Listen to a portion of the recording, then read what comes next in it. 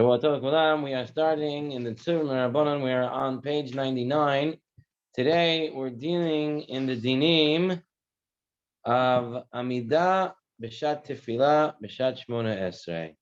Standing during the Amidah, during the Lahash. When a person is praying the quiet Shmona Esrei, we're supposed to stand. What's the position of our feet? Can we walk maybe during Shmona Esrei? Can you walk? I want to get a sefer in middle Shmona Esrei. Can I get a book? We're going to see some of these halachot. We're not going to finish the entire shir as they write it here in the Tzurba. We're going to get through most of it. We'll do the machshava at the end, and then next week we'll continue with it because I think there's a lot to do. All right. Starting on page 99, we're going to look, where is the source, the original source that you have to stand during tefillah? You know, logically, now that we do it, it makes sense. Like, how else would you pray Shemona Esrei? But maybe you can sit, maybe you can do other things. So where do we see? When the Malachim came to Avraham Avinu, and they told Avraham Avinu, we're going to destroy Sidon. They left from Avraham, and Avraham went to pray. And it says, he went to the place that he usually stood, where he usually prayed Shaharit.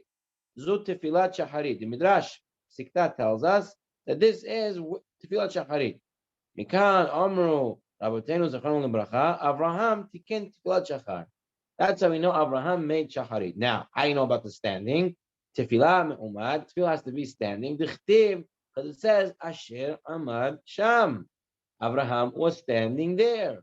So our original source for Tefilah to be standing is this Midrash based on the pasuk that says Avraham was standing.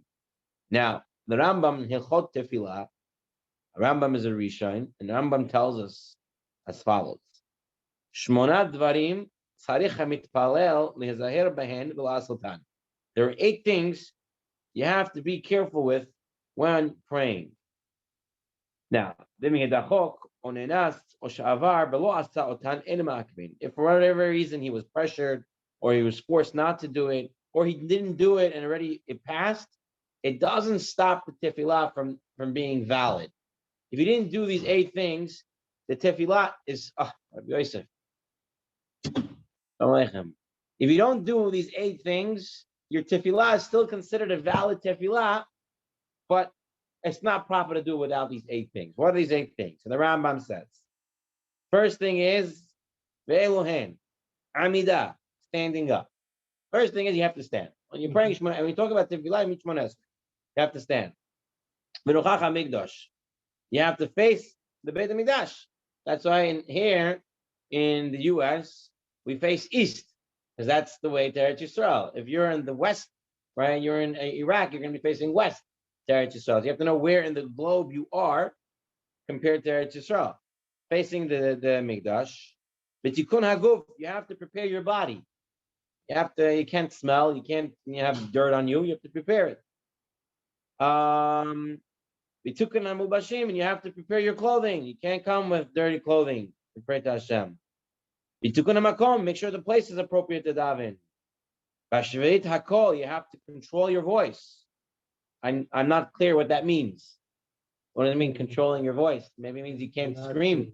You can't scream loud. You can't do crazy things. You have to control yourself. We have to see what that means. I don't know. It's not going to go through that today, but something for us to learn in the future. The hikri'ah and the bowing. You have to bow during Shemona Esrei. It's one of the 8 things you have to do. Ve'ishtachaviyah, and that's the prostrating. That is when, in the times of the Mikdash, they would actually lay down on the floor. All right, when part of their bowing, like we do on Yom Kippur. Okay, so these 8 things you have to make sure happens during Shemona Esrei in the right places. And if you didn't do them, your davening is still davening, but you have to do these things initially. Now, Amidah Ketzad. What does it mean standing? And mitpalel elam umad. You don't daven except if you're standing.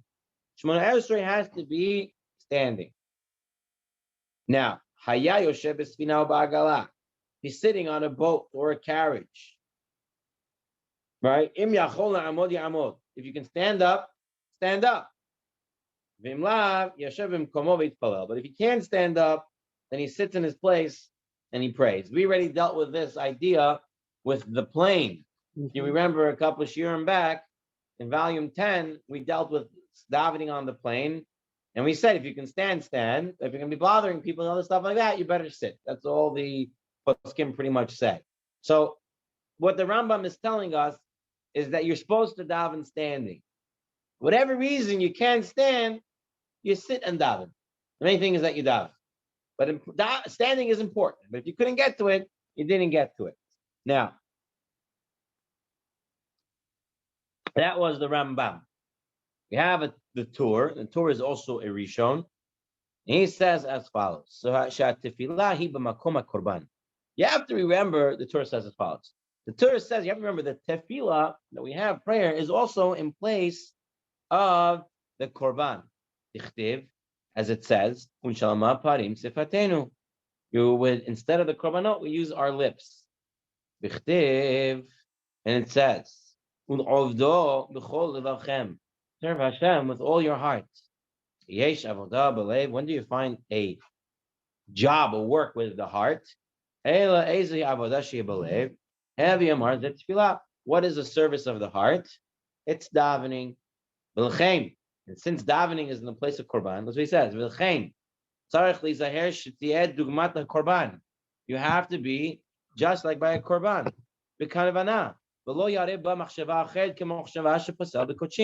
When the Kohen brings up a korban, he has to bring the korban with the machshava that he's bringing up the toda, or he's bringing up the ola. He has to have the right machshava for the right korban to eat it at the right time and in the right place. If Has Shalom, the Kohen bringing up the korban, has a wrong machshava, the korban is pasul. So he says the same thing when it comes to davening.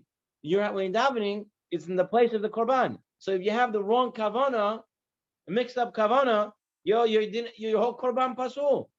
So your whole davening pasul. Just like the Kohanim, it says they have to stand when they do the service in the Beit HaMikdash. So too you have to stand because they stood, the Kohanim stood, and the korban is in the place of the tefillah is in the place of korban. So there you have to stand as well. And you have to put your feet equally, just like the Kohanim did during the time of the Avodah. And your davening has to be in the same place, just like when you had a korban, every korban had its own place where it has to be. The same thing is when you daven, you have to have a place to daven. Where you did the shechita and where you sprinkled the blood. You cannot have anything between you and someone and the wall, between you and the floor when you daven. Same thing too. If you had the korban and in between the korban and the keli there was a chatzitza, between the korban and the floor there's a chatzitza, the korban is possible. Same thing when you're davening, you have to be in front, nothing blocking you. So the Torah is very, very, very clear. The Torah says your davening is like korbanot. Whatever pasuls by a korban, pasuls during davening as well. Therefore, you have to have standing. You can't have mixed up machshavot. And you have to make sure there's no chatzitza between you and the wall, between you and your prayer. And then is not a problem. People who are davening in front of you also is not a problem. We're talking about other things, distractions that can be a problem to you. Okay, so those are the Rishonim. They have both the Rambam that says tefillah is standing is needed. Not me'akiv though. Person didn't stand or he couldn't stand. The tefillah is okay. And the Torah says that the davening is compared to korbanot and you need to be standing as well. Shulchan Aruch says, just like the Torah, hatfilah hi b'makom ha-korban. Davening, prayer, is in the place of korban. Just like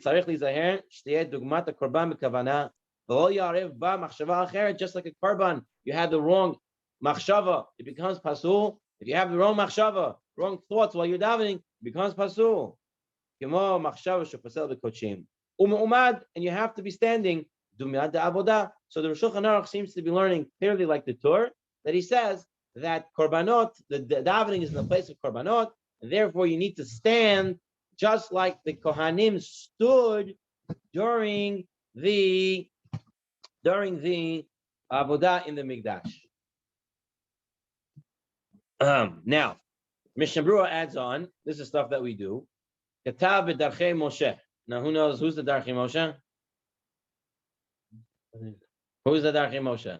The Sefer darchei Moshe, the Ramah Sefer, and the Ramah here, darchei Moshe, he quotes the Maharil. So the Maharil is one of the earlier Ashkenazic poskim, and he writes over here, Maharil hayanoheg la'amo b'shacharit l'tfilat yutchet matai she'etchil asher tzibor tehilot la'el elyon. When you say the word tehilot elyon, that's when the Maharil used to stand up, and that's what we do, right? It says in the Suzurim, when it says tehilot elyon, everyone gets up at that time. Uvmincha kisharad asher tzibor l'fnei teva. You see, even Ashkenazim use the word teva. When they go down, now they use bima. Everything changes. Also, when they look in their old svarim, it always says Aravit. I don't know, in the past 100 years, it changed from Aravit to Ma'ariv. It's everything changes. But same thing by Mincha. As soon as the Shiach Tzibur goes down, starts with the Teva, so that means for us already that would mean, I don't know, would it mean Ashrei or mean Korbanot? When the Shiach Tzibur go to the Teva. I assume, okay, let's yeah, by Mincha time. Because it says, of Mincha, K'shiyar Shiach Tzibur Lefnei HaTeva. What does that mean to us? Does that mean korbanot or does it mean ashrei? Yeah. Okay. So already at korbanot, you would have to stand up. So once you start the kaddish before Shemona Esrei, you would have to stand up at that point. And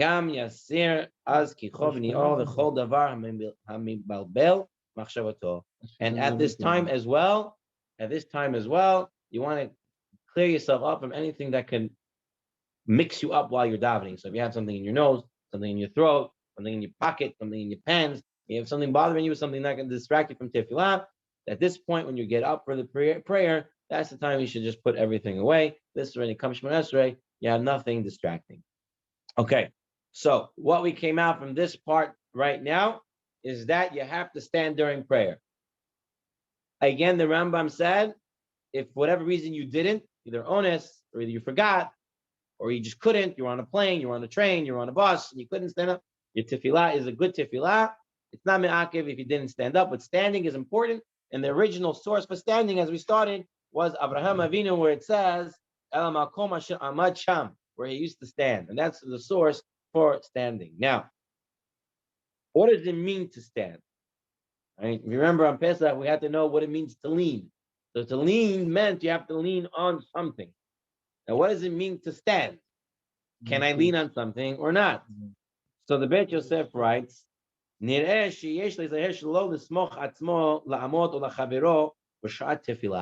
shouldn't lean yourself on a pillar or on somebody while you're prayer. Because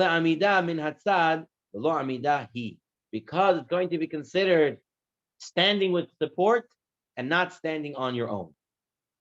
So that's why when you're praying, you can't stand, you can't lean on things. You can't lean on a wall. You have to stand in a way that you're standing. Okay? Take away that thing. So that's the Mishnah Berurah. That's the Mishnah Berurah. We're going to see that in a second. Shulchan Aruch says, that's the Shulchan Aruch says it, like the Beit Yosef said, that's himself saying it again. Now Shulchan Aruch is codifying it, say you can't lean on yourself. Now, comes the Mishnah Berurah, this is Rabbi Tzion saying.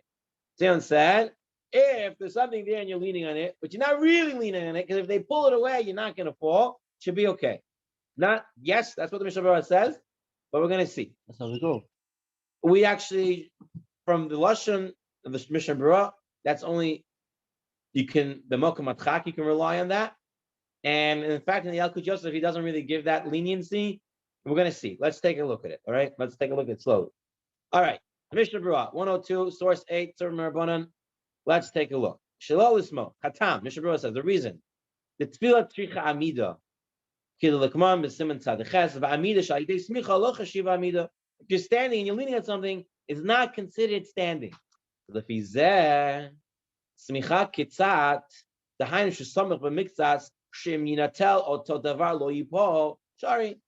if you're leaning on something and you take away that something and you won't fall, it's permissible. But some hold that that's not the reason. Not because standing, that means you're standing, you pull away, you don't fall. That you have to be standing in fear. When you're standing in front of Hashem, you have to be standing in fear that you're scared. And when you're scared, you stand like this. You don't start, you're leaning on things when you're talking to your friend. You lean on the wall, you lean on this. You're talking to Hashem, you're standing. In any way, it's asur. The soldier. And the Mishnah Berurah says, that's right, like a soldier. Rav Moshe Feinstein, he was arrested by the communists, right? And he said while he was there, he was so scared he didn't move. He was standing like that straight for a long time. He said after that, when he started praying Shemona Esrei after that incident, he never anymore was shaking. Because he said, you have to be scared of Hashem. And when I was scared of the communist soldiers, the KGB, I didn't move. That's it. He never moved again. He always prayed like that. Now, why does the Mishnah Berurah say? And when it's a case of need, yesh lahakel ketam harishon. Then you can rely on the first opinion and lean on something, but if you move it away, you won't fall, then that's permissible. But even the Mishnah Berurah says it's only b'shat hadchak. It's when it's a pressing need. So I'm going to read to you from the Yalkut Yosef. So here we are, page Shin Mem Hey, and then Shin and Zayin. I'm going to read to you 2 pages here. All right? First page. Yesh laz here shelo lismoch atzmo la'amod ol chaviro b'shat tefillah. That's what we said here. You can't lean on stuff during tefillah. V'chein lo yishan al hastandar. You're not allowed to lean on your stender. Don't lean on your stender during tefillah. V'lo yeheh motal tzadin. V'pnei shehu derech gava. Because when you do that, it's derech gava. So from the Lashon of the Yalkut Yosef, he's saying it's the problem of emah. You're not being enough fear of Hashem when you're leaning to the side, on your stender, on your friend, on somebody else. Right. So we're gonna see that. We're gonna get there. You're right. Question. I'm reading to you now, page Shun Nun Zayin here. Now, if he's sick, for whatever reason he can't stand, he has weakness in the legs or whatever, he's allowed to lean himself on the teva, on the stender, on something. And if he can't even stand up by leaning on something, he's even allowed to technically daven, a sick person allowed to technically daven, even leaning on the side on his bed. So if he's on his bed, laying down to the side, even then you're allowed to daven. He's showing you how far. It means you're supposed to stand, but if you cannot stand, you still daven. Don't worry about standing. Standing is important, but it's not as important as tefillah.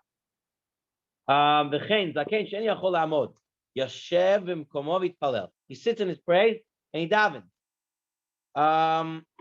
Now, here he doesn't bring it down, but we're going to see, I think he brings it down in the Mishnah Berurah, where he says, we'll take a look. Let's see what the Mishnah Berurah says. 1 minute.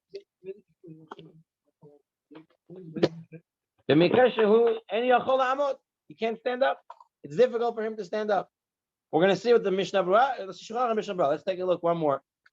The Mishnah Berurah has a nice, what he can do if he can't stand up, but he can stand up a little bit. We're going to see. So Shulchan Aruch says, just like we read in the Yalkut Yosef, as long as he can pay attention. Look at source 10 now on page 102. Mishnah Berurah says,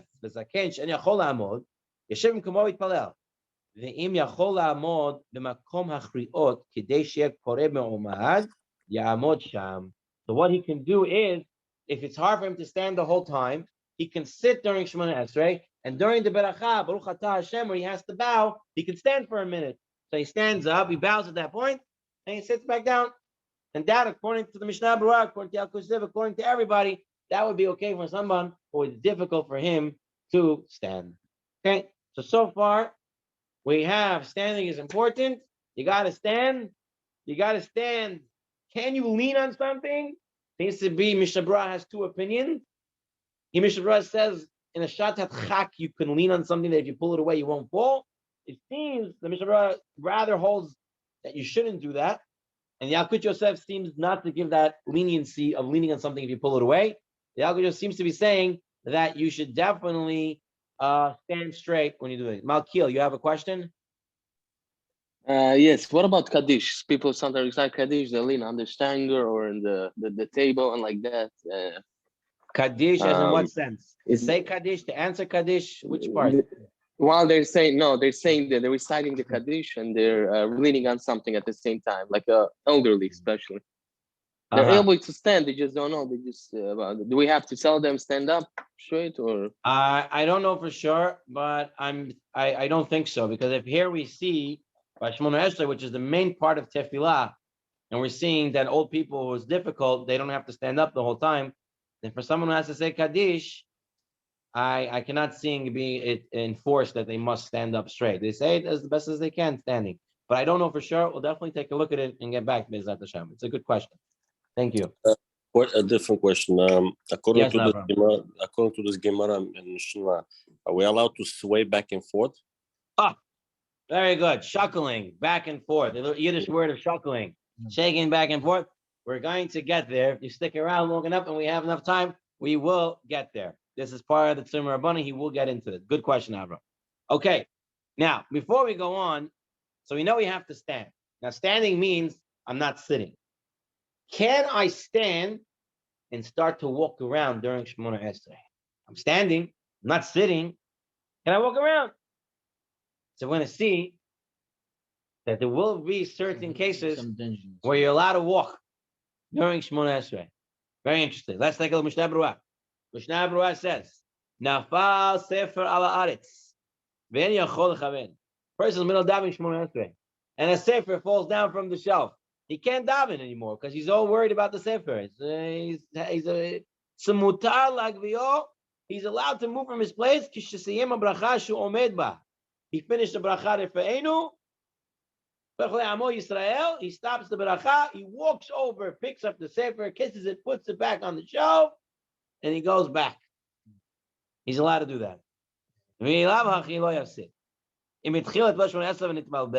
So too, let's say he started davening Shemona Esrei and he said, "I know it by heart. I'm going to daven by heart." Then he started davening Baal Peh, and he doesn't know what he's saying. He got all mixed up. So now he needs a siddur. He can stop wherever he is, grab a siddur from wherever the siddur is, and then come back to his place and continue davening. So there are cases. So far, we have two cases. He started without a siddur. He made a mistake. ויכול ללכת לקחת סידור, מותר, באמצע שמונה עשרה. As you can see, Mishnah Berurah says, Yaakov also says it. So, if you, for whatever reason, started without a siddur, and now you need a siddur, you can stop. Once you finish the bracha, go get a siddur, and no problem. You can walk to get a siddur. A book fell, a sefer fell, in the middle of the bracha, you finish the bracha, you go pick up the sefer. You can walk, no problem. I learned only if it bothers you. Other than only that, if it bothers you. That is correct. Yeah, that is correct. That is correct. Let's see what he brings here from the Hayei Adam. Katev Hayei Adam. Ha'omer b'tfilah v'nistapek be'eze din ech yitpalel kegon sheshachach eze davar b'tfilah. Guy's praying on Rosh Chodesh, let's say, for example, and he missed Yaleh ve'yavo. Do I say it? Don't I say it? He doesn't know the halakha. He's allowed to go in middle of Tefillah, middle of Shemona Esrei, go to the Yakut Yosef Sefer, pull it out, find the halakha, read it, and then go back to Shemona Esrei, where he's up to.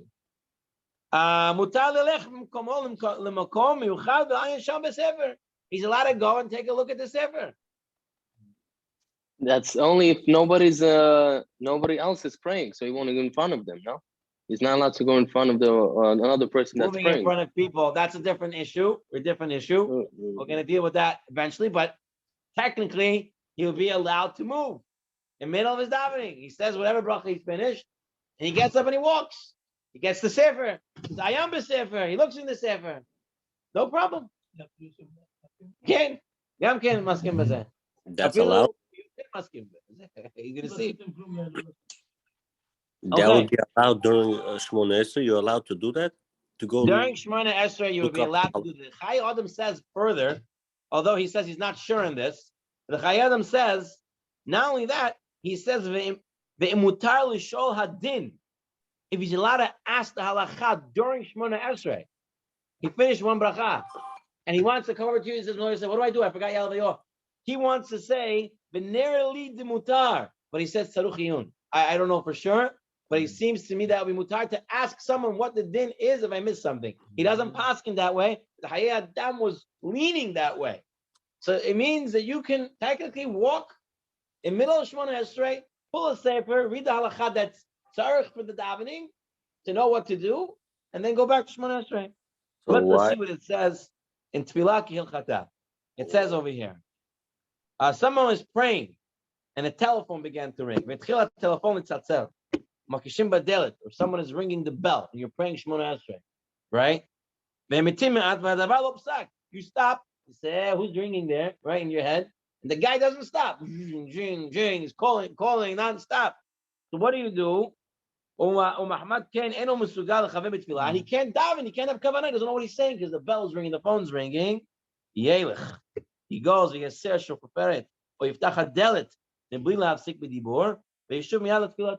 can go to the door, open the door. Don't say anything to the guy there, don't talk. You can't be asik b'dibur. But you can walk from your place, open the door, or go over to the telephone, answer it, right? Put it on, don't talk, just leave it on so the guy stops ringing for you, and you can go back to your prayer.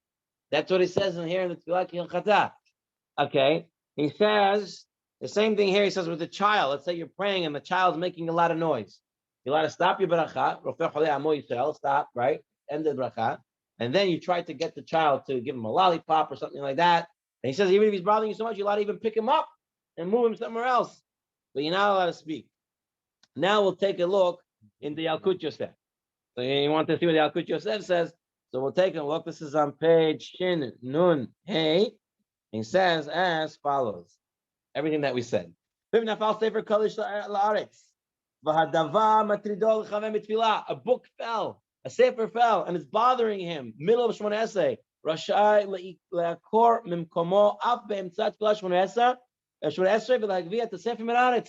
He's allowed to finish a bracha and go pick it up. It's going to look like it's about to fall. Then he can't daven because he's worried about the tefillin. He's allowed to stop davening and take the tefillin away and put it away, but he's not allowed to stop b'dibur. He's not allowed to talk. Ringing. Let's say.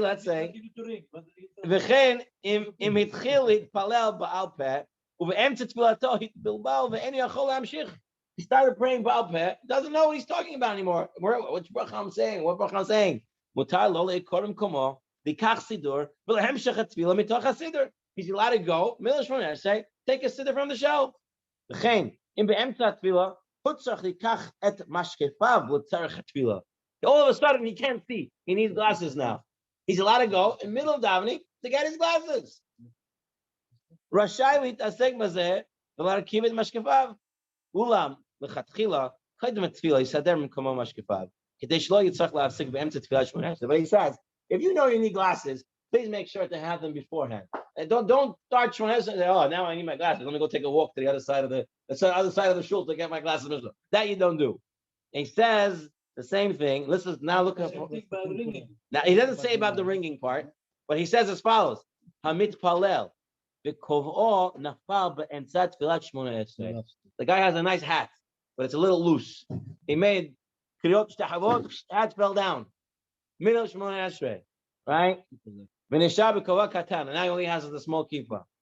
And Eil shemishtavayesh barabim lahashar kaf. He's embarrassed to be without a hat. Gadol kavod abriut shedoche lo ta'aseh b'torah umutar lo lelechet v'litol hakova v'losho. He's allowed to go. Middle of Shemona Esrei, pick up his hat, put it back on his head. Ubefrat im hadavar mafriya lo lechavim behemshech tefila, and especially if it really is going to bother him during davening. So, but it comes out from here. He doesn't talk about the case of the telephone and the ringing the bell, but it seems to be that's what the Yalkut Yosef would hold. Why? He's saying again and again that if it's bothering your tefillah, you're allowed to do something about that. You can't pray because your hat fell. You got to go pick up your hat. If you can't pray because you don't know, you don't have your siddur, you don't have your glasses, you don't have your eyes, you're allowed to go and get what you need in order to pray with kavanah. So that's what it comes out from over here. So if you ever had a question, is it mutar to walk during Shmona Esrei? The answer is yes, in special cases. Okay, in certain cases, it would be mutar to walk during Shmona Esrei. Okay, fine. Let's move on to the next part of the Tzurba Mirabanan. Okay, now. No, okay. Now we're going to deal with standing during Shmona Esrei. How do we stand? Now, everybody, pretty much, what we do is we put our feet close to each other, right? Now, you're going to see that that's actually a mahloket. Not everyone agrees that the feet are supposed to be like this. You know, there are some opinions based on Yerushalmi, we'll see it inside, is that your feet, that's the Malachim is like this. But some, like remember the Torah said everything has to be like the Kohen, because the davening, the prayer is Kimo Korban, Ushama Parim Sifatenu. According to the Torah, the way Pnei Moshe learns the Yerushalmi, you're supposed to be praying Shemona Esrei, foot in front of foot. That means your toe is next to the first heel of the other heel, and you stand like that. We don't do that, Lama said. But we're going to see that the Torah held that way, and the Beit Yosef was surprised why the Torah held that way. So let's go through it. Let's go through it through the Gemara. Okay, the Gemara starts in Berachot Daf Yud Amud Bet. The Gemara says, "Amar Rabbi Yosef ben Chanina Mishum Rabbi Elazar ben Yaakov Hamit Palel, person who's praying, Sarach Shechavin et Raglav, that he has to align his feet. Shenemar, because it says in Yecheskel, Veragleihem Regal Yeshara, that their feet were yashar, were straight." Amen. Now, Rashi explains, what does this mean? This next to that one. That's a Rashi says. That's a simple way of learning it. Veragleihem Regal Yeshara, Nerin Kiregel Echad. When you put 2 feet together, it looks like you have 1 foot. That's the way it's supposed to be. That's the way Rashi learns. Now, the students of Rabbeinu Yonah, they say as follows: Kloimar, Sarach Shechaber Otam Zeh et Zeh B'chivan. I think that's the way the word is. That you have to put them next to each other, aligned. Ki'ilu enam ela achat milashon regel, because it says regel, that it means one foot. The mashra shu smochim zeh lazeh kimo echad. Rabbeinu Yonah, students of Rabbeinu Yonah, learning like Rashi, feet next to foot, like we do. Everything would be very simple if that's where we ended. However, the Talmud Yerushalmi says, Zehu she'omed u'mitpalel tzarech l'shavet et raglav. He has to put his feet together. Terin omerin. There were 2 opinions what this is. Rabbi Levi and Rabbi Simon. Rabbi Levi and Rabbi Simon. Chad Amar, one says, kimelachim, like angels. Chad Amar, kohanim. And one says, like kohanim. Man Amar kohanim, it says, Lo ta'ale b'ma'alot al mizbechi. They're not allowed to go up a ramp. They have to go up steps when they go up, right? They're not going up steps. They have to go up a ramp. Shu malachim ekev b'tzad godel v'godel etzel ekev. That they have to put their foot next to the heel and the heel in front. That's the way you walk up. That's the way they would have to pray. But those malachim, it means veragleim, regular yeshara. They be together like this. So what does Pnei Moshe say? Pnei Moshe, if you look in source 19, Man da amar kohanim ze lifnei zehu ekev b'tzad godel kimoshu kohanim mahalachin al gabei hakevesh asher hamizbeach, as they would walk up the ramp, 1 foot on top of the other. So according to the Pnei Moshe, according to this Yerushalmi, you should be davening foot like this, not like this, like this. Right? We don't do that. It's not the halacha. But that's what the Pnei Moshe held. Now, what's really surprising is that the Torah said this. Why? The Torah is a halachic work. The Torah is also, in those days, they didn't write like today. You have a lot of paper, a lot of ink. You just write everything you want.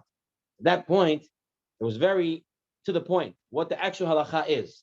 They usually, most times, wouldn't say other things.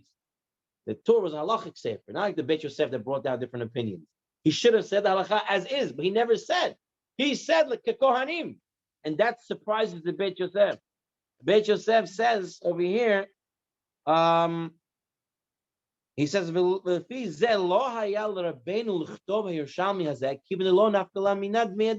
it makes no difference what the Rishalmi said. Why did the Torah bring it down? The Beit Yosef asks. So the Beit Yosef, I'm not going to read the whole thing inside, but the Beit Yosef pretty much answers that the Bavli that we had, that we brought down, that you put your feet next to each other, maybe that never was finalized as halakha. Maybe the Torah felt that the Bavli that said that didn't mean that was final. So perhaps the Yerushalmi also existed. But then he wants to say that maybe the Torah just used the word kekohanim, but he didn't actually mean that to be put in front of the foot. He just used the word.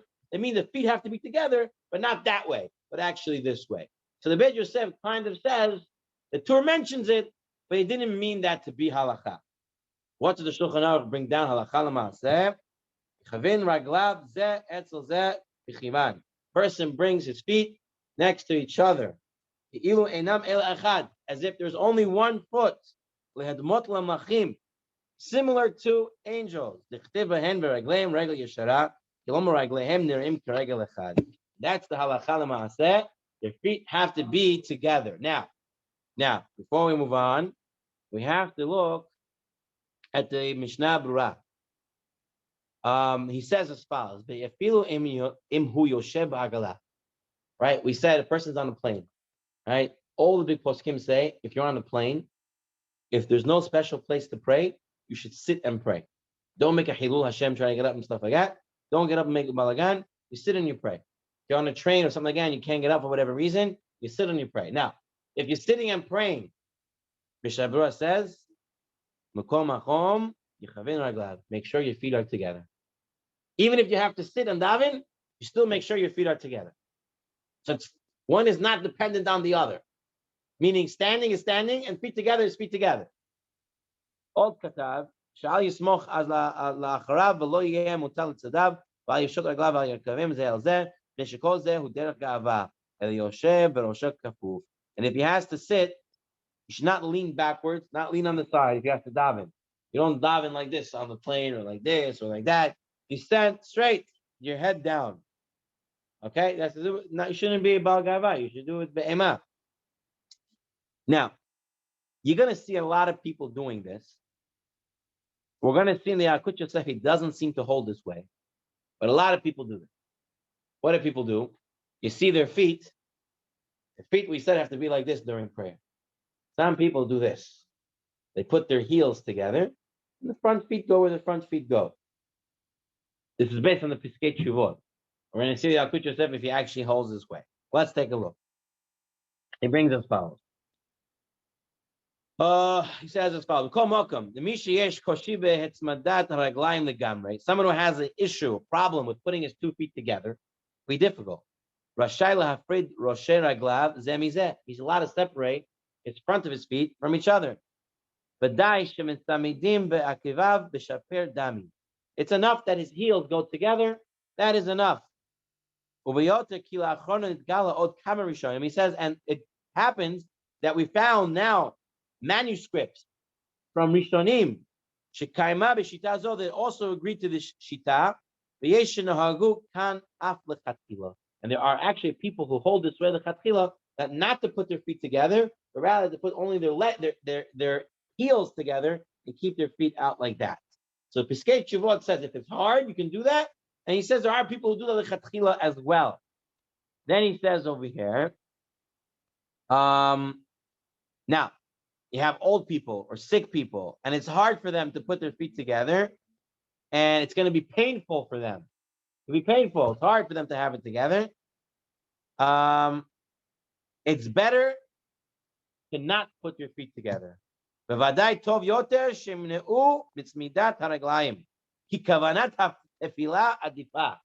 the most important thing is to have kavanah. If you're going to put your feet together and you're going to be in pain, don't put your feet together. Because the main thing is to have kavanah. That's what Piskei Teshuvot says over here.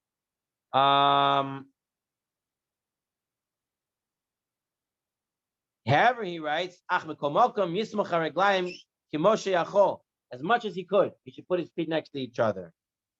But he shouldn't hurt himself when he does this. And then he says, definitely do not walk around the shul while you're davening. Don't say my feet are hurting, I'm gonna start walking around all the shul. That don't do. If it's hurting, don't put it together. Put it as close as you can. Now, he said over here, before we move on to the Yaakov Yosef, he said there are people who hold the chatchila to just do the heels and not the whole foot. So I'm going to read to you here, Yaakov Yosef, on this Tefillah, volume 1, on page Shin Mem Vav. He writes over here as follows. It should look exactly like there's one foot. It should be close together. The end die, and it's not enough. It's not enough that the heels are together, not like the Piskei Teshuvot. So according to the Yaakov Yosef, it has to be together, not like this. Okay? Ubidiavad, bidiavad. Even if he didn't put his foot together, you get tefillah. Person was davening with his feet stretched out like that. His tefillah is a tefillah. He didn't do the right thing, but the avad, it's going to go. So too, when you say nagdishach, you should also put your feet together. Now, as someone who's old or sick, it's hard for them to put their feet together the whole time. They're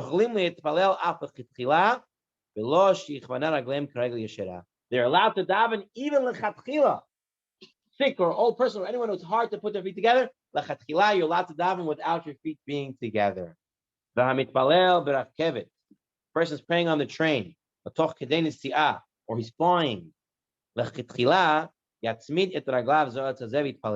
He should put his feet together and daven. Lechatchila, he could do that. לא יבטל תפילה בגלל זה, שעדיף שיתפלל ברגליים פתוחות בעמידה, מאשר ברגליים צמודות אבל בישיבה. You hear what he says? So the Yaakov Yosef says, if you're on a plane, you can stand, but if you're standing, you can't put your feet together. Because the turbulence or whatever it is, or you're on the train, you have to separate your feet. Or I can sit and put my feet together. Which one should I do? Yaakov Yosef says, stand without your feet together. Standing is more important than feet together. That's what it comes out. So standing is very important, and after standing is feet together. Okay, so if you can do one or the other, you choose standing versus feet together. So far, so good. Right? The next part of the Tzurba on page 109, I'm just going to say it out loud. He deals with showing you the Shulchan Aruch really held that standing is tefillah, and once a person starts to move his feet, as if he came out of tefillah. That's how we called the end of tefillah. We call the akar aglav, when he uproots his foot. Akar aglav shows it's the end of tefillah. Today we say when you say the hilat atzon yom, that already is also considered akar aglav. It's already considered you finished your Shmona Esrei. The way the Mishnah Berurah brings it down. However, let's move on to another point of praying Shmona Esrei. So I'm trying to get to the shuckling part, to the shaking part, so we have to kind of see the next part. All right. So we said you have to stand. We have the source for that. We said we have to put our feet together, sad but sad, as much as we can, as long as we could. Now the question is, what do you do with your face, with your eyes? What direction do you look? Down, up, let's see. Okay, so you have the Gemara Masechet Yevamot, Kuf Hey Amud Bet, the Rabbi Chiya and Rabbi Shimon. Bar Yebi, Havei Tvei, they were sitting. Patah Had Minayim V'Amar, one of them started and said, Hamit Palel, person who's praying, Tzarech Ten Einav Lemata, he has to look down. Person's praying, eyes have to be down. Shneimar, V'yu Einai, V'Libi, Sham Kol Hayamim, that my eyes will be there forever. Hashem says he's going to look down at the people. So Hashem is looking down, so we see our eyes have to be down. But Chad Omar, and one says, Enav Lamala. No, your eyes have to be up. Shneimar, it says, Nasa Lebavenu, where to raise our hearts, Kapayim, you have to look up. Adahachi, At Rabbi Shmuel, Rabbi Yossi, Legabayo. One, this is going on. Rabbi Shmuel, Rabbi Yossi came. Amr, he said to them, B'mayeskito, what are you guys dealing with? Amr, B'tfilah.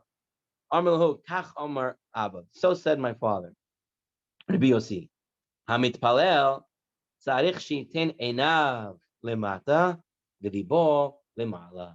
He has to put his eyes down. He has to send his heart up. Kidei shitkayimu shnei mikrot halalu. Because he had these two psukim. It says, one says that my eyes are looking down, and the other pasuk saying that let's lift our hearts with our hands towards Hashem in heaven. So you have up and down. So yes, your eyes down, your heart up. Now everything would be good. We just ended over here. But there's a Gemara Mesechah Berachot, Daf Lamed Aleph Amud Bet, that says, Amr Hiya Baraba Amr Yohanan, Ali Yisbalel Adam El Bet the Bait Sheyesh Sham Halonot, that has windows. Shneimar Ben Petichan Le Ba'alita Neged Yerushalayim. In his attic, there were open windows facing Yerushalayim when Daniel was davening. And there we have Rashi who explains the reason is a person looks out the window, he sees Shemayim, he sees the skies, he'll be reminded of Hashem and he'll direct his tefillah to Hashem.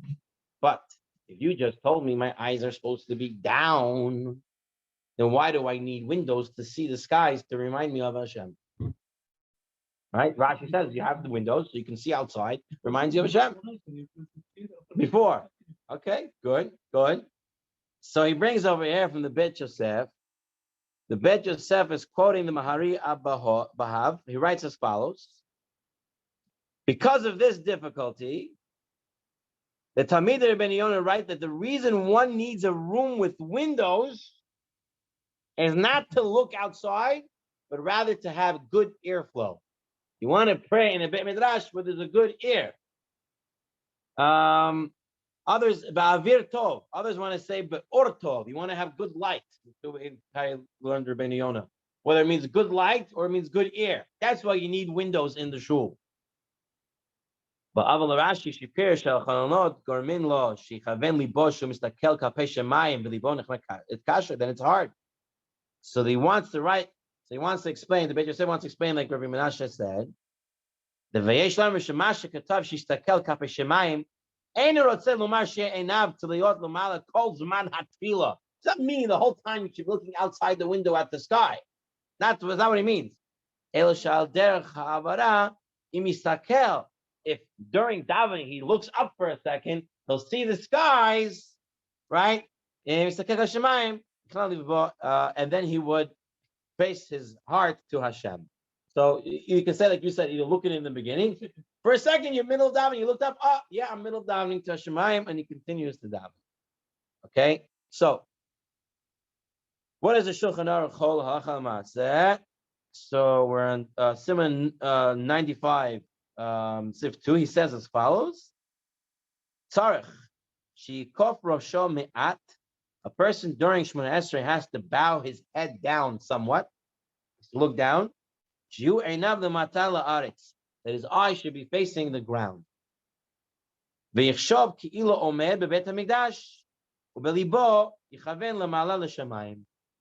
think that he's in the Beit HaMikdash, and his heart should be faced to Shemayim.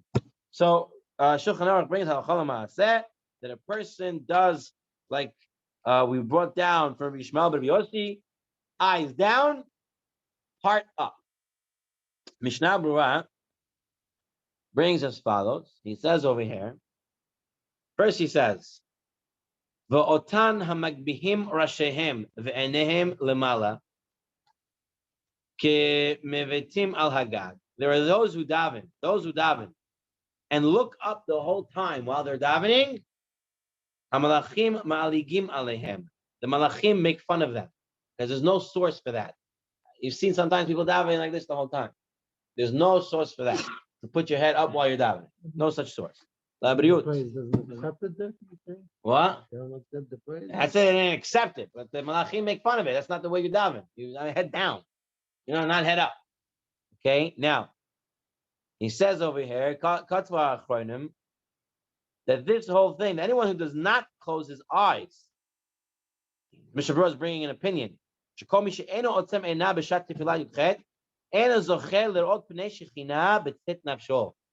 a person doesn't close his eyes during Shemona Esrei, The Mishnah Berurah says he will not see the Shekhinah when his neshama leaves him. Now, but 1 second, you told me I can keep my eyes facing down. It means my eyes can be open. So we're gonna have to see what this means in a second. But then he says, mitpalel b'sidur. But if a person is looking in a sidur, if a person has his eyes open so he can see his siddur, then there is no problem. Now, why would the Mishnah Berurah bring this achronim? What does this mean? What's the source for this achronim? It's actually a Zohar. There's a Zohar that states that when you're praying, the Shekhinah is here. And if you're looking at the Shekhinah, that's not a good thing. You can't have your eyes open looking at the Shekhinah, right? That's not good. Therefore, you have to close your eyes. It seems to be that the Zohar seems to be disagreeing with the Gemara, right? Because the Gemara says you have to face down. Eyes should be facing down. And the Zohar says your eyes have to be closed. He brings over here the Bir Halacha based on a Chai Adam. It wants to say there really is no disagreement. And the Zohar is not really disagreeing with the Gemara. So he brings here as follows.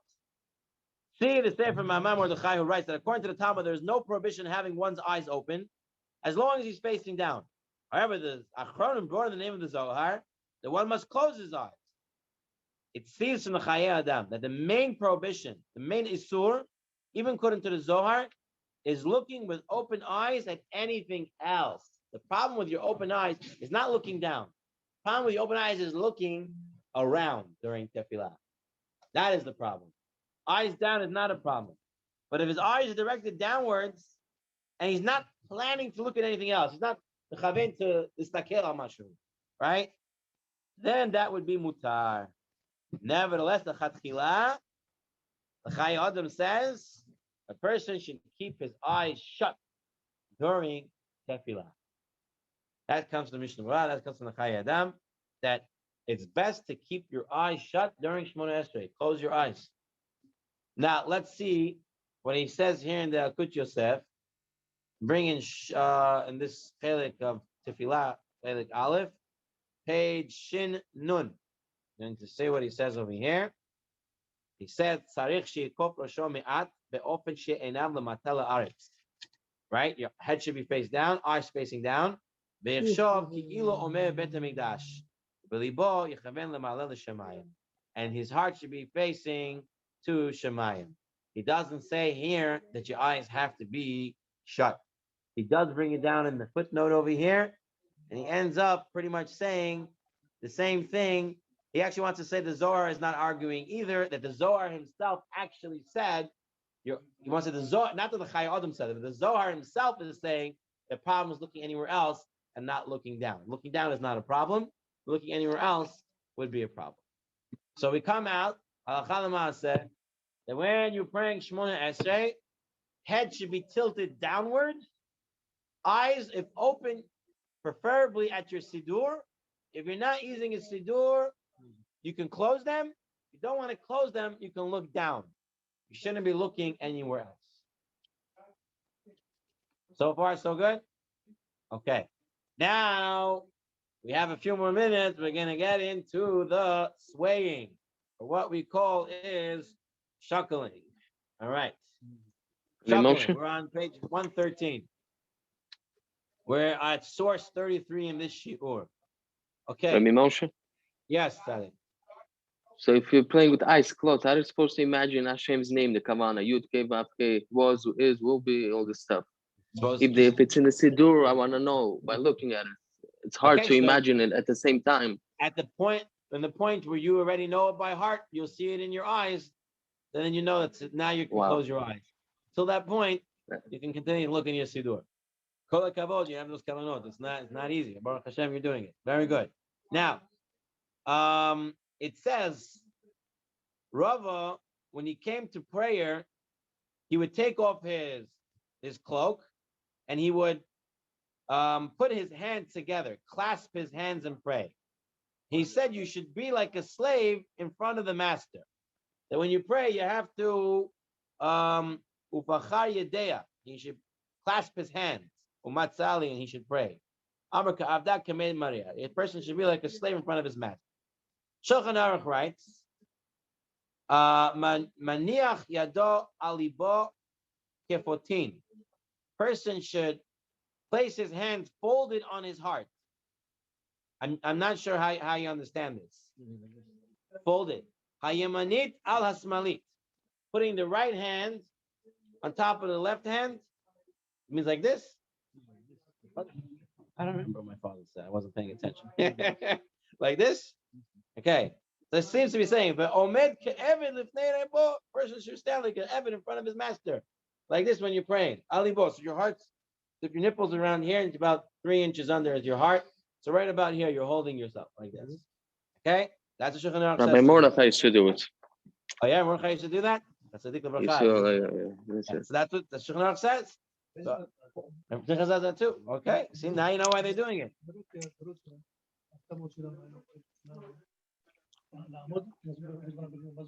Kafka. Sorry? Yeah, come on. You have to have emo. You have to yiro pachad. Person shouldn't put his hands on his hips. You know, he's waiting for something. He's putting his hands on his hips. Shouldn't do that. Because that's a manner of arrogance. That's chutzpah. Chutzpah. Now, the Mishnah Berurah says that it all depends on the minhag hamakom, of what you do when you're standing in front of someone important. The makom shenahagin la'amod ken kan lifnei hamelech kishedabrim imo v'sholim mitot tzarchehem v'akol k'minhag hamakom. Mishnah Berurah says everything depends in the place that you are. Meaning that if you're in Morocco and when they talk to the king, they talk like this, then that's what you should do. If you're in Britain and you talk to the queen, I don't know how you stand in front of her at that point. You would stand like that over there. And he brings, because of the Sefer Asra Ma'amarot, Katab B'Shem Ha'ari, it brought down the name of the Arizal, She'nichos Zero'otam Alibam, that one should place his forearm on his heart, right over left. Forearm is this. So you're saying, according to the Asra Ma'amarot, says the Arizal says you should be like this during prayer. Like this? Okay, so right over left like that, over the forearms. Okay. Moshe Cordovero, he writes from Moshe Cordovero that that a person should fold his thumb into his palm. So there are different opinions of what makes you, as an Eved, Kifnei Rabo, as an Eved in front of your master. So it really goes in minhag hamakom what they do. So today, I mean, in America, there's really, I don't know how you stand in front of a master. I guess you just don't put your hands in your pockets. You don't put them in your back. You don't stand like you're talking to a friend. Should be a little more respect than that. And that's what Aruch HaShulchan says as well. There's no equal among this. There are some who are very hard to daven this way. Tell someone to daven this way the whole time. It's going to be hard for him to hold. It's not, like Ravami said, it's hard. It's not comfortable for him. How can he daven? You can get used to it.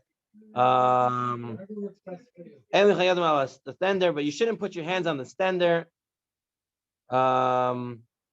He says there's no fixed rule for this.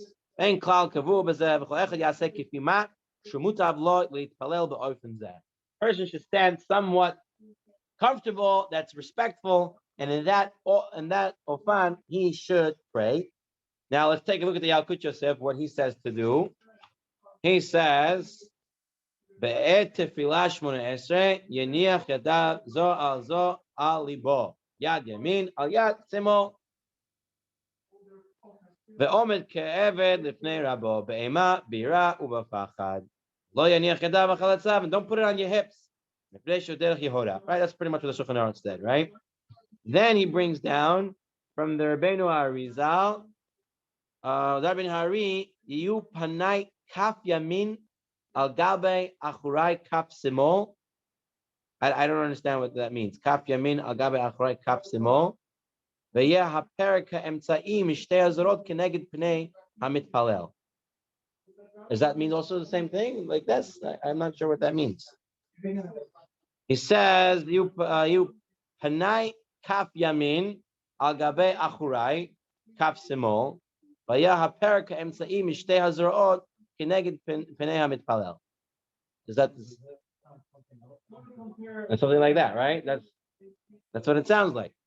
Then he thinks there are mak that says godol yad simol tough kachsim yad simol like that. Oh wow! Right, that's the remark. Okay. Ve'emnan kiyoim rabim loy nahagu b'hanachat yadayim al halev. Today, you don't see most people do that. V'yesh lahalitz al minhagam, and you have what to rely on their minhag. Yesh lahem al sheismechu u'brifat be'et she'ochazim b'sidur, and especially if you're holding your sidur. You're holding your sidur. You can look at your sidur. You can hold your sidur. All these problems with your eyes and with your hands. You're holding the siddur, you're going to get out of all these issues of what to do. Don't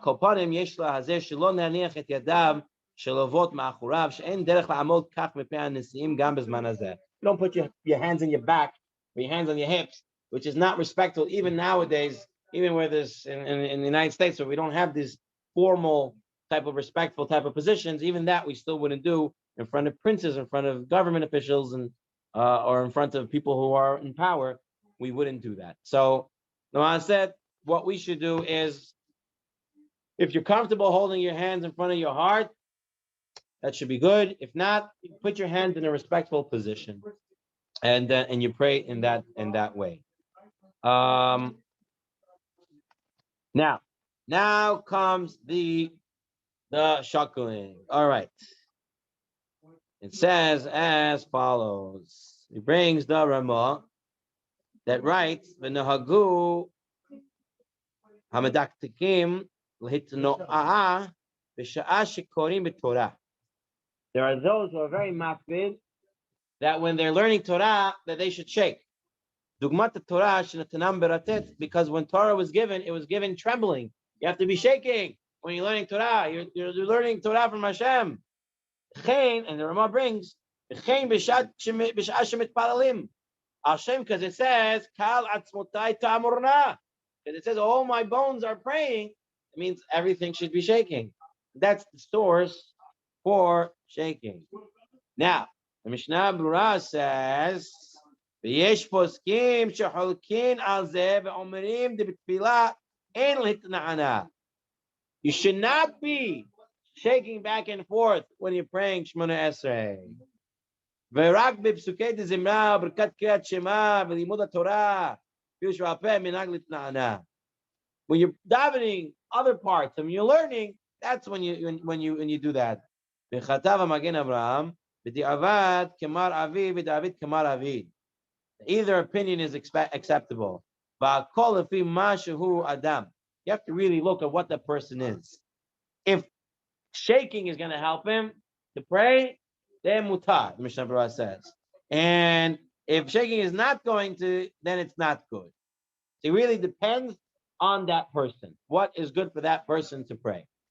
Mordechai Eliyahu writes over here, and then he brings to the Ma'amer Mordechai, Yesh Amrishim mitzvah litna'ana b'tfilah, v'yesh omrim she'asur litna'ana b'tfilah.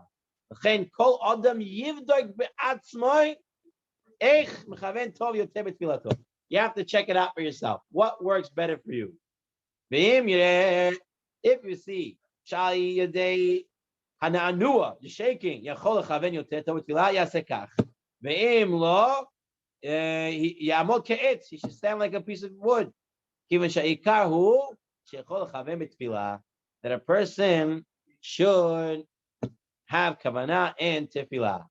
He brings now this last piece of Piskei Tshuvot. And Piskei Tshuvot says, "Hu minhag kadmon meod umuzuchar beZohar HaKodesh." In the Zohar HaKodesh, there's a big minhag.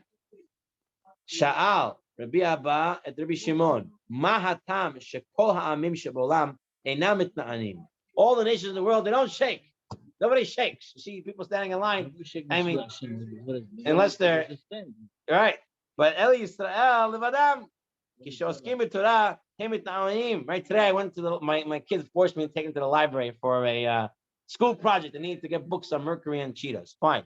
So we went. You go to the library. The guy was sitting there. They're reading books. reading. And we see you go to Beit Midrash, everybody's shaking, standing, working, standing this way, standing that way. It says everybody's shaking there, right? That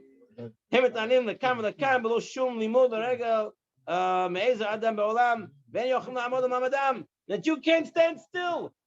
You can't stand still. So Rav Shimon said to him, because the souls of Israel, the neshamot of Israel, Manir HaKodesh Hadulak, comes from the holy candle. When it is lit up by the Torah, it cannot be quiet for a moment. The neshamot of a Jew comes from the holy neshama of the Torah, it comes from the candle of Torah. The candle shakes back and forth. You cannot stand still like the light of the candle burning with the wick. It sways this way and that way. Similarly, the soul of a Jew, when he says a single word of Torah, sways this way and that way. Your neshama is jumping when you're learning Torah. All right, it's the famous story where there's a rabbi who was trying to get all his students not to get into the draft, the Russian army, right? So they sent a secret spy student to go. It was a guy who learned, to speak Jewish and everything like that, speak Yiddish, and that. They went and they got him there, and he came to the yeshiva and he asked the rabbi, "Should I go to the army? Should I not go to the army?" Right? And the rabbi kept saying, "Coming back, right? And whatever." In the end, he said that he didn't see him shuckling when he was learning, when he was davening. Cannot be he's Jewish, and the Jew is really davening and learning. He can't stand still. How do you stand still? Okay. By davening, by saying, by tefillah, by he's talking here by learning. He's talking here by learning right now. He's learning from the Arizal by learning. The Kuzari. No, I'm talking about. He says the Zohar says the Zohar says by learning you should be shaking away because it's your neshama. Learning is that. Okay, now the Kuzari says, let me ask you, do you know why the Jews sway when reading Hebrew? The Sefer Kuzari. Oh, yeah. They only have one book. They do so to awaken natural heat. It's good for gaining concentration, removing foreign thoughts. So he brings down Ma'amer Sheni Ot Ayin Tet in the Kuzari. The swaying is the power of the soul. Everything is according to the person, and is different for each person based on the purity of his soul and on his actions. This is a Piskei Teshuvot quoting. Therefore, a person should not imitate the movements of others because it will not have the divine life essence. He says it's the Ma'amer Sheni Ot Ayin Tet. That's what the Piskei Teshuvot said. Anyway, so let's see now Halakha L'Maaseh for us in the Yalkut Yosef. Page Shinun Tet. Kevar bi'arnu la'el sheyesh nohagim l'hitno'ah b'shat ha'tefillah api ha'amr b'midrash al ha'pasuk ko atkala tzmotai tamorna Adonai mi chamocha v'yesh omrim she'en achot la'asot ken ach she'omed b'fnei melech machem lachim because he's standing in front of the king. Umikol makom im al yidei hana'anu'ah yichaven yoter b'tfilato v'yidei kach yasteh et machshevato hazarat motar l'tnu'ah b'shat tefillah. The Yalkut Yosef says, like everyone is saying, that if shaking during davening is going to help you to daven better and get rid of the foreign thoughts, then that's what you should be doing. And if it's not, it's not. He says the Kuzari brings it down, but he says that's not the real reason. Oh, and he brought that what he said. Says some people say this, but that's the wrong reason. The real reason is because they only have one book. So how does that what does that make sense? One book. They had one book and there was 10 people. So everybody was looking in. It took turns. Interesting. What's it? Okay, fine. He's not a big fan of that. All right, so we have a few. We have 2-3 minutes left, so that's kind of. And I prepared up to here because I knew we're not gonna go further than this, and this is kind of like one big sugya. I want to end off to review shortly, but I want to also look really quick at the machshava at the end of the shir on page 126 in source 58. He brings the machshava of why we stand with our feet together and we stand still with our feet together. So we said you have to be like Malachim. But he brings from the Beit Yosef and the Rashba in his Chodeshei Agadot also says the same thing, that part of it standing straight and not moving your feet together and you're bound up like this is exactly that. To say to yourself, in this world, you cannot run away from Hashem. There's no running away. You're bound up. You're stuck still. everything that comes, tov v'ra, however you see it, it's all from HaKadosh Baruch Hu. That's part of the machshava when a person is standing straight, feet together, everything together. That's supposed to be thoughts that goes through him that he's there's nowhere to go, there's no escape from HaKadosh Baruch Hu. Okay, so what do we do now that we come out of the shiur? What do we do for Shemona Esrei? We should stand. Rambam says all these things we talk about are not me'akev. A person couldn't do it. His tefillah is still tefillah, but a person should stand. His feet should be together, not like this, side by side.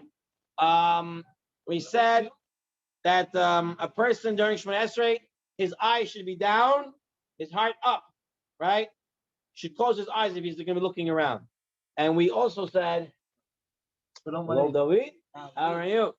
And we also said that if, if this was the big one in the beginning, that if a person has a problem with something around him that's not giving him the opportunity to daven with kavana, he's allowed to misayem the beracha that he's up to and go take care of that. Whether it's to get a sidur, whether it's to pick up a book that fell, whether it was to get glasses, whether it was to look a halacha sefer for the davening, what to do during davening, that would be mutar to walk around and get what you need. Okay, Abutai, we'll end over here. Amen. Amen. Toda raba לכולם. חזק ואמץ. Shavua tov. Thank you.